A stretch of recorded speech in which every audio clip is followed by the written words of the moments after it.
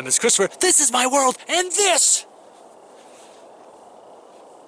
is Roasting the Dead. Welcome! Happy Valentine's Day week. I hope you are being loved or was loved this week. I hope you got your flowers. And that's the goal today here on Roasting the Dead Valentine's week. We're gonna get only graves in the snow with flowers. We're gonna assume they're fake, but you never know. There could be warlocks and wizards and witches buried here. And these flowers could be real, summoned by the witches and warlocks from beneath. You know, we don't know. Anything's possible, right? So anyway, let's go see if we can roast some people with flowers in the snow. Yay, yay, let's go, come on, let's go roast the dead. Come with me. Come with... Where are the dead? This way. My Lynah. Yo, Murph, how you doing, buddy? You catch the game last night? What do you think, Mr. Christopher? I'm dead over here. Lavasco, hurrah! Lavasco, hurrah! Just 54,000 bottles of Hennessy buried here. They had to keep it away from the youth, so they buried it here. When you work here at McDonald's, it may not be a McDictatorship, but it's certainly a McGovernship, and you're gonna listen to what the Mc people think and say and do, and you're gonna do exactly what you're told at this McGovernship. Doyle rules. He died of Coughlin. Yeah, he had a severe cough, choked to death. It was sad. What's up, my Strega? It's alright if I don't use a hard R. As long as I don't use a hard R, I'm good. What's going on, my Strega? I know you're thinking it, and I'm gonna talk about it because it's true. No flowers. I couldn't find any. It's the winter. It makes sense. I'm sorry. I tried. The funny part is, like a week or two ago, I had an episode with some flowers and snow, and I was like, flowers in the snow? That's clearly a witch is buried there.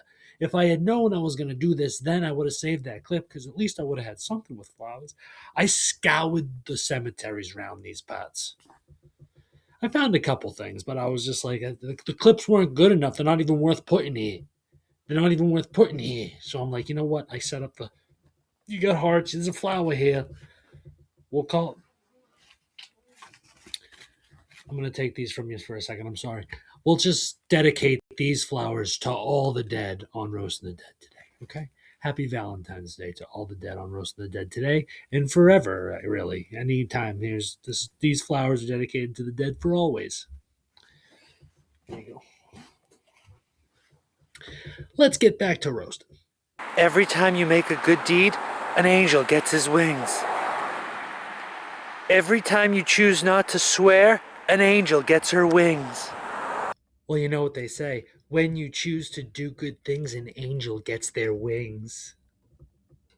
But you know what they also say. When you choose to do bad things, demons come from the underworld. And they start to take over the world and rule over our children and take the women and make them whores. And the world starts to fall apart where you let the demons in. So choose to do good things. Hills. Looks like plains to me. Because it's flat. Do you know what a plain is? I made that joke. And then this happened to me right after. Like right after. But it doesn't mean anything. It's just flight patterns. But yeah, just... I get a lot of this in the cemetery. Just planes flying over me. Yeah, Mr. Christopher, it's because it's called the sky. And it's above you. And there's planes in it. What do you want from the sky, Mr. Christopher? You want the sky to stop having planes in it? You guys are about to get the sun in your face. Sun! Sun face! Sun face! Bye, plane! Bye!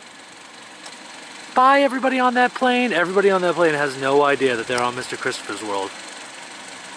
Bye, plane! Bye! Look at it turn. That's crazy.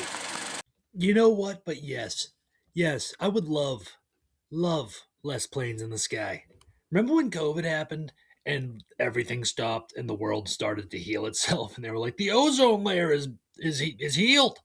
And Italy was like, dolphins have returned to the canals. And the world was healing. Remember that? That was funny. And people were like, what's going on? And it's like, well, the factories shut down and they're not flying. There's not mega pollution happening. That's what happened. And then they got back to going, and I'm sure that, maybe that was enough to let the world be good for a while. I mean, it's been, how long has it been since COVID? Technically, I don't even know really. I didn't participate that much, and I also don't really look at time. So it just kind of passes, and I'm like, I'm just going forward. That's what happens when you become 3,000 years old. You just kind of forget about what's happening. Oh, time is a linear thing. It's a constant thing, I'll tell you that. Anyway, yeah, pollution, terrible stuff. Let's do some more roasting. Someone dropped a Dugan in the cemetery, didn't even pick it up. That's disgusting. That's the most out-of-pocket outlet I've ever seen in my life. What is it doing here? What are we talking about? What is that for? This guy has definitely been dead for hundreds of years. I mean, what is this for? Did he even know what electricity was? What is this for? Why?